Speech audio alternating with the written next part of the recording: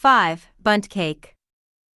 To make the donut, you will need the following ingredients: 3 eggs, 250 grams of sugar, 250 grams of flour, 1 sachet of baking powder, 1 glass of milk, 1 glass of oil, grated zest of 1 lemon, 1 pinch of salt. Here's how to proceed. In a bowl, beat the eggs with the sugar until you get a frothy mixture.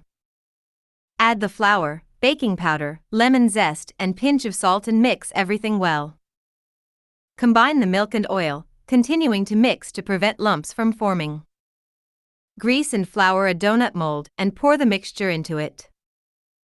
Bake in a preheated oven at 180 degrees Celsius for about 40 to 45 minutes, or until the donut is well browned and, if you want, you can do the toothpick test to check that it is cooked inside. Once cooked, let it cool completely before serving. Enjoy your meal. Here are some useful tips to make the perfect donut. Beat the eggs with the sugar for at least 5 to 10 minutes, until they become frothy. This will help make the donut soft and fluffy. If you want to make the donut even tastier, you can add chopped dried fruit, such as almonds or walnuts, or chocolate chips to the dough.